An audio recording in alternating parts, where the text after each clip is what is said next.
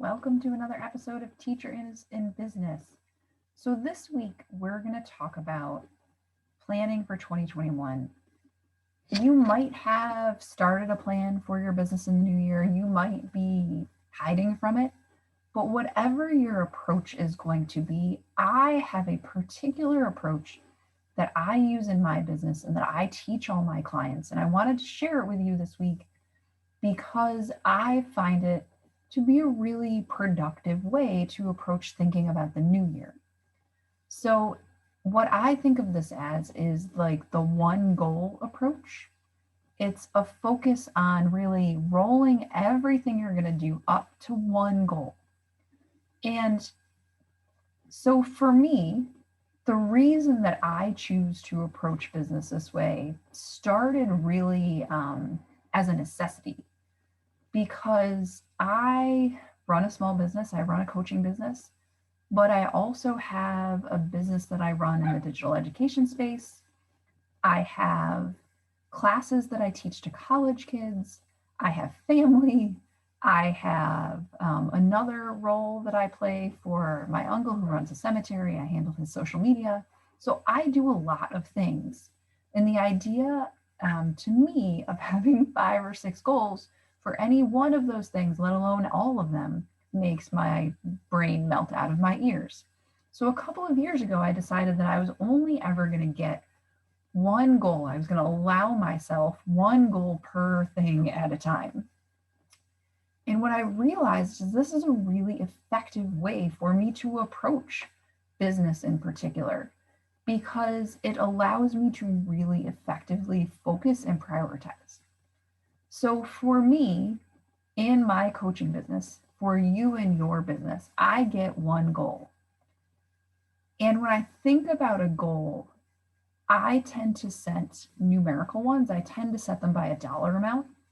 And I would encourage you to do something similar because it makes it very clinical almost. It makes it very black and white. And I know that there's a lot of talk around like, oh, but if I set a numerical goal and I don't hit it, listen, we're not there. When you're planning for the new year, this is not when you stop and go like, nothing's ever going to work. I've never had a goal before. You're setting a goal as if it's all going to work, at least to start. The other thing to think about when I set a goal is, for me, I feel like a goal is a lot like how you set your pricing. It should be like, oh, that's possible, but it kind of makes me want to puke. Like, it should make you feel a little ill, your goal. Like, my goal for 2021 is ridiculous, I think. I mean, it's possible, I guess, but I felt the same way in 2020, and I'm already there in December. So I think that your goal should be bigger than you think. And it's okay if it makes you slightly ill and you think, I don't know how I'm going to do that. That's okay. You don't need to know how exactly right this minute. We have a whole year to figure that out. And it's going to change over the course of the year. So the first step in this approach is to set one goal. You might think about what you made in your business this year. That's part of what I did. You might think about what went really well in your business this year. You might think about what you need to make for next year. Like, are you getting by enough? Is it sufficient for the life you lead? How, depends on your situation and your income and all of those things. So set your number. For me, my number next year is $165,000, which is like, makes me even a little ill to say out loud to you. It is wildly bigger than my goal was for this year, and it feels insane. But I know that the worst case scenario is that I only get partway there. Great. If I get halfway there or 3/4 of the way there, like, banging, great. So choose your goal. Be ambitious. It is okay to be ambitious. Ambitious is good for us. Ambitious is good for the universe. Ambitious is good for your family and your friends and for the people you are the model for. It is okay to set something big, but you also don't want it to be so big that you're like, never going to happen. Like, I'm not setting $1 million goal this year because that's out of my reach. I don't want to be ridiculous. It's like when you teach something to kids, you give them, when you're, say, teaching algebra, you give them a problem that's 3 steps after 2 steps, and the 3-step is a little bit of a stretch. You don't give them, a calc formula to figure out. It's too far down the path. It's a challenge, a stretch goal versus impossible. And so think about what that means to you. Are you stretching, or are you like, shooting for $1 billion? Because we're not quite there yet. The next thing to think about, what I think about, is why this goal? Like, what about it matters to me? For me, my goal in 2021 gets me the ability to redo our front porch. It gets me the ability to put away more money for college for my kids. It gets me the ability to be more flexible with my teaching schedule if I want to be, and I haven't decided if I want to be yet. It gets me the ability to sort of prove to myself, and that's not a good reason, but it's still one of my reasons, to prove to myself and the world and my husband that this is the real deal. Like, I'm not screwing around. But it also gets me that much closer to really contributing in my household, and for us getting closer and closer to a point where my husband gets to choose what he does for work versus continue where he is when he may or may not want to. The next question after, why this goal, is how do you feel about it right now? Like, how do you really feel about it right now? Do you feel like it's bananas? Do you feel like it's possible? Like, lay it all out on the table. It's okay. There's no wrong answer to how do you feel about it right this second. You write it down. Like mine, I think the one I wrote down my goal for last year, the next words I wrote were laughable. Like, I thought it was bananas. I thought it was out of my league. But then I tried to make it real for myself. So think about how you feel about it in this moment right now. And then after that, think about how you want to feel about it. Like, do you want to continue to feel that way about it? Or would you like to feel connected to it?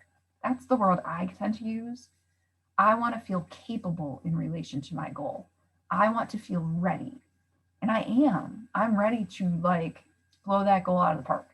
I'm ready. That's the feeling you want to channel around it. Not, I'm afraid it's not going to work. You might feel all those things, and you're going to all year long. I'm fully prepared to feel like shit all year. But I want to feel like it's possible.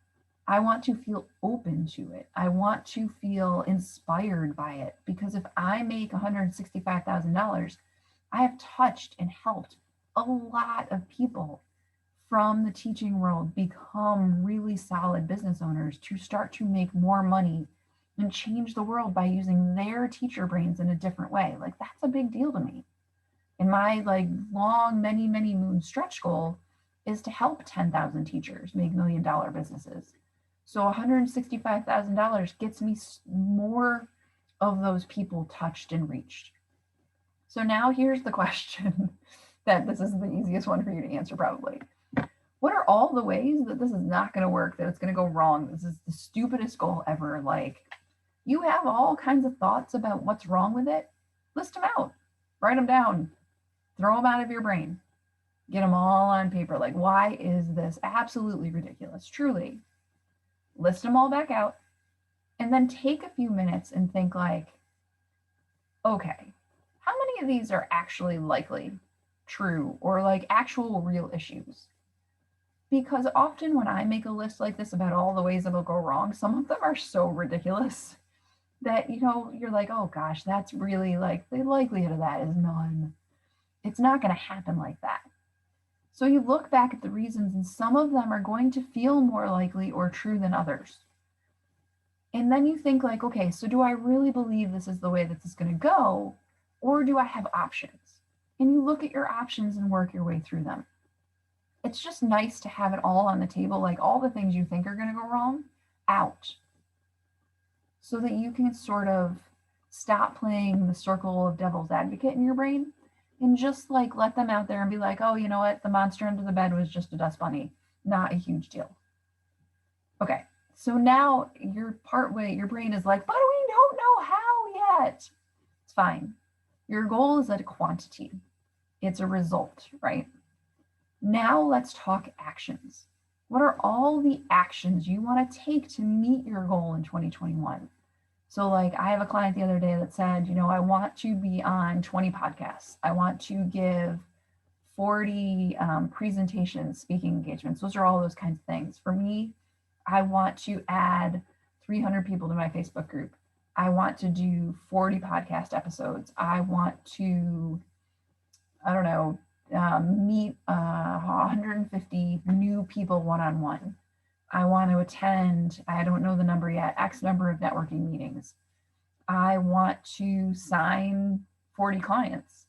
I want to run more small group masterminds like the one I'm going to run in January. I want to, what are all the different actions you want to take, big and small? Continue to grow my social media presence. Continue to post regularly and participate in my group. Continue to participate in other groups. Continue to really connect to people on LinkedIn. Those are all my actions. What are yours? For me, it's to continue to be coached, to continue to participate in the programs where I get coached and stay connected to peers who I find really get what I'm doing and I get what they're doing, and we can help each other to keep those connections strong. And just to be better and better about how I express what I do and why it matters, and to really refine all of that. So you can list out all the actions, all the hows. You won't have them all because in March, some new idea will occur to you. But this is a place to start to list it all. From there, what I find really useful is to break my goal up into quarters. So like financially, Q1, Q2, Q3, Q4. What's your goal in quarter one? It could be that you take your number's $100,000. It could be that you take your $100,000 and you break it in 4 even pieces. It could also be that you do like 15,000, 25,000, 20, 30,000, 40,000.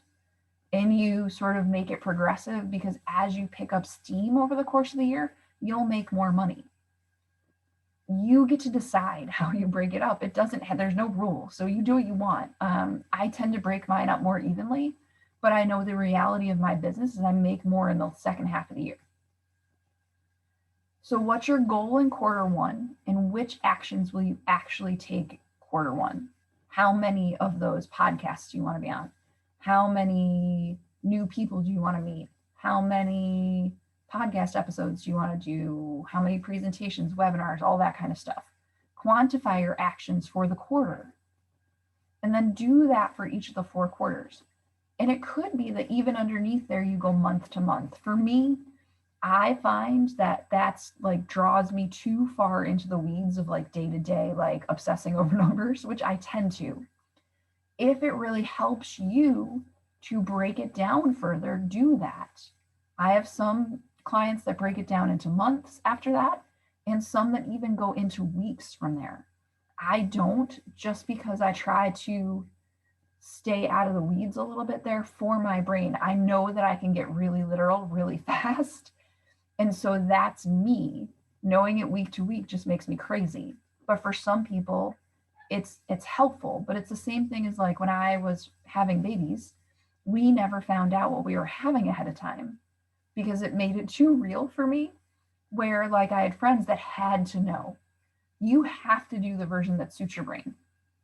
And then now you really have an action plan. So the last step in this planning process for me is to sit back for a second, look at the whole thing, and imagine that today is December 31st, 2021, and you've hit your 2021 goal.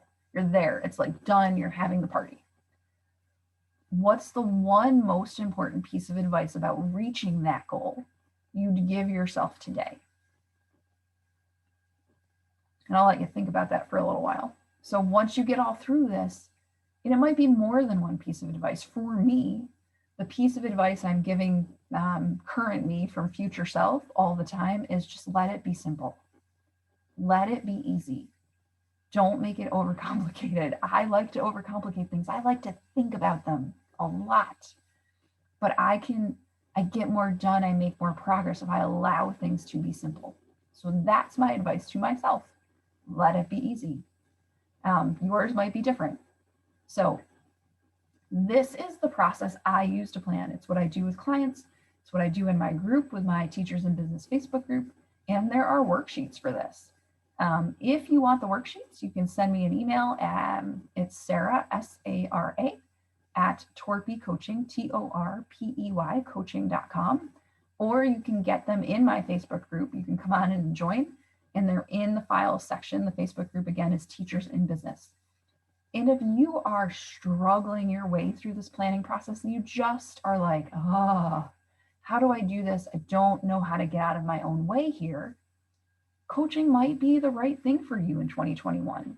We set these goals together. We work through the action plans. We make it realistic and doable and practical while still being hugely transformational. That's what we do together in coaching. So if you start to do this and you're like, holy God, I need help, let's talk about it. Send an email or go to my website, which is also torpycoaching.com, and book yourself a time to talk together about what coaching could look like for you. Happy planning. Good luck with your 2021 goal. Come on into the Facebook group if you want and tell us about it. I'd love to hear it. Or send me an email and tell me what it is. I'd love to know. And happy almost New Year. We're getting ready to welcome 2021. It can't come soon enough. Bye.